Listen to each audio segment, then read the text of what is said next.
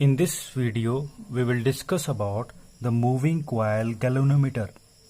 The moving coil galvanometer is a device which is used to show the presence of a current in electrical circuit, and it is used to find out the direction of current.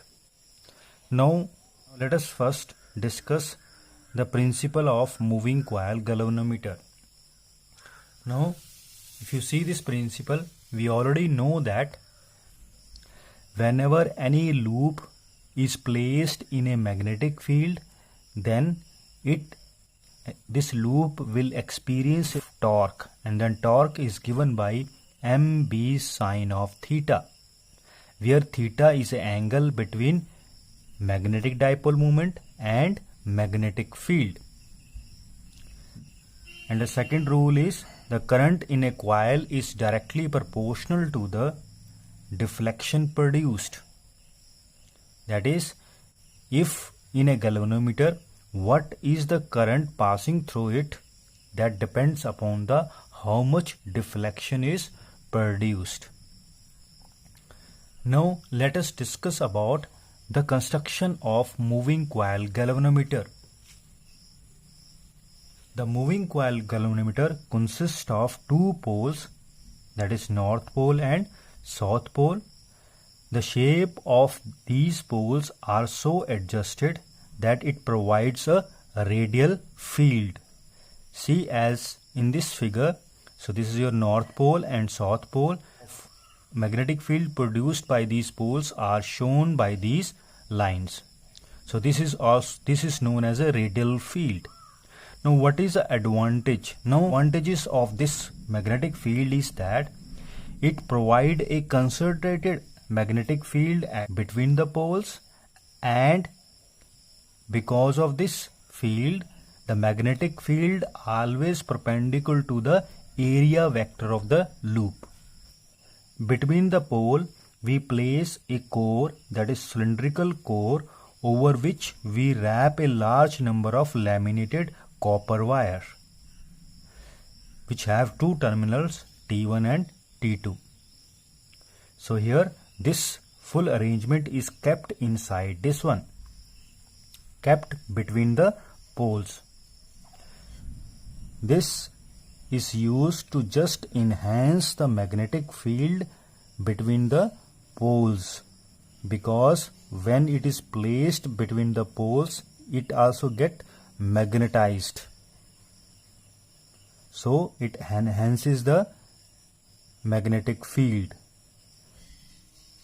This cylindrical core is attached with a spring to provide a restoring force to because of passing a current. If this cylinder rotates, so as it rotates, it goes on deflecting to a one end. To restrict the deflection to a particular value, we attach a spring at the bottom of this cylinder. So this cylinder is attached with some needle and some scale to measure the deflection. So this is the construction of moving coil galvanometer. Now let us discuss about the working. As this galvanometer is connected to some electrical devices, suppose the current is flowing to this galvanometer through the terminal T1 and T2, so you will find that when this current is passed through this loop, current carrying loop, as we know that this is your coil, this is your cylindrical core over which we wrap a large number of laminated copper wire. So this forms a loop. So if current is passed through this one, so it becomes a current carrying loop. So when a current carrying loop is placed between the poles, then it experiences a force. So if there are capital N number of turns wrapped over it, then and these loops are placed in a magnetic field. These loops, which one? A current carrying loop. These current carrying loop are placed in a magnetic field will experience a torque, and then torque is equal to mb sine theta, where theta is the angle between magnetic dipole moment and magnetic field. So I have chosen the radial field. So because of this radial field, the magnetic field is always perpendicular to the magnetic dipole moment. So theta angle is 90 degree. So our torque becomes mb. This is for single loop. Now if we have a total capital N number of loops or turns, then what will be the total torque experienced? So total torque becomes NMV. So we know that magnetic dipole moment is how much? Magnetic dipole moment is equal to product of current and area of the loop. If it is having capital N number of turns, then total magnetic dipole moment will be N, capital N, I, A.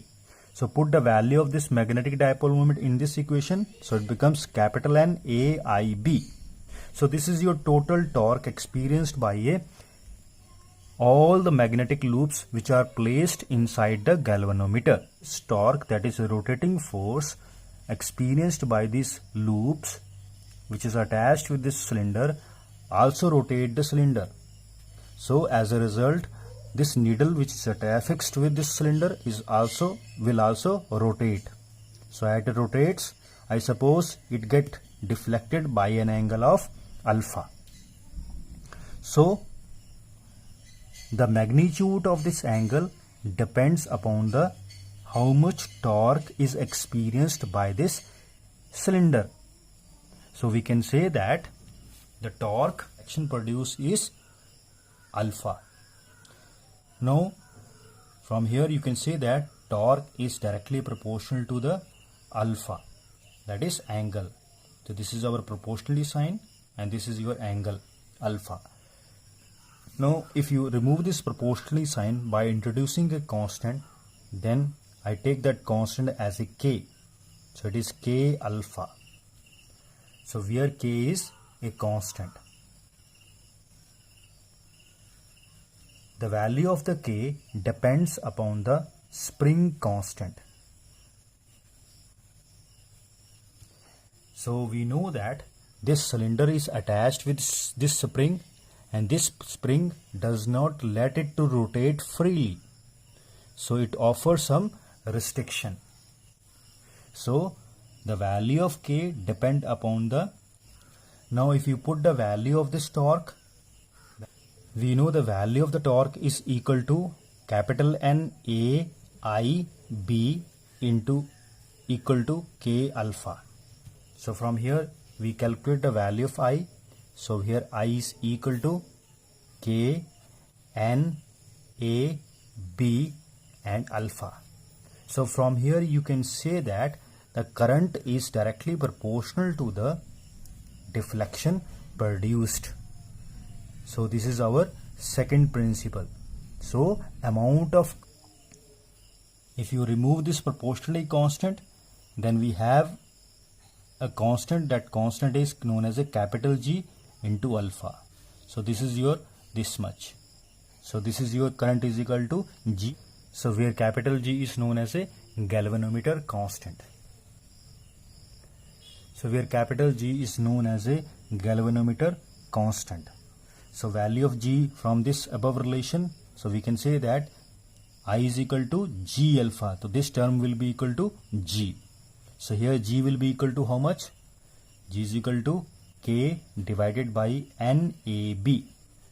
Spring constant, that is property of the spring, number of turns, area of the loop and magnetic field. Let us discuss about the sensitivities of a galvanometer.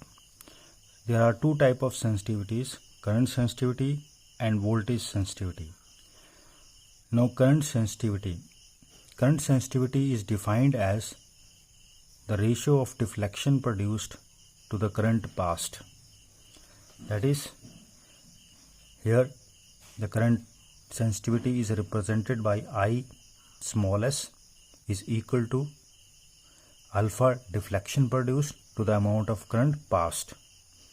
So if you put the value of this current from this above equation, then what we get, K N A B alpha, alpha get cancelled out, we are left with capital N A B divided by K. So the current sensitivity depends upon the number of turns, area of the loop and magnetic field, and current sensitivity inversely depends upon the K constant, that is a property of the spring. Now next is voltage sensitivity. Voltage sensitivity is also defined as the ratio of the deflection produced with the voltage applied. So same, Vs means voltage sensitivity, so that is equal to alpha divided by the voltage supplied. Voltage supply करने पर कितना angle, कितनी deflection होती है, so that is alpha. So alpha is equal to I into R. So current sensitivity becomes, put the value of current and we get this much answer. Here one more is there, that is resistance is there. Voltage sensitivity depends upon the number of turns, area of the loop, magnetic field and property of the spring, and also depends upon the resistance of a wire which is wrapped around the core. Now a question is asked, if I increase the number of turns, can we increase both the sensitivities, is current sensitivity and voltage sensitivity? Because if you see the formula of current sensitivity, that is proportional to N, voltage sensitivity is also proportional to N. But it is not the case, because we know that as we increase the number of turns, no doubt the current sensitivity increases. But problem is that if you increase the number of turns, then resistance of the wire will also increase, because more turns needs more length, and resistance is proportional to length. So resistance will also increase. So here current sensitivity is inversely proportional to the resistance. So if you increase the number of turns, your resistance will also increase. So we can say that by increasing the number of turns, you may not be increasing the voltage sensitivity. Thanking you.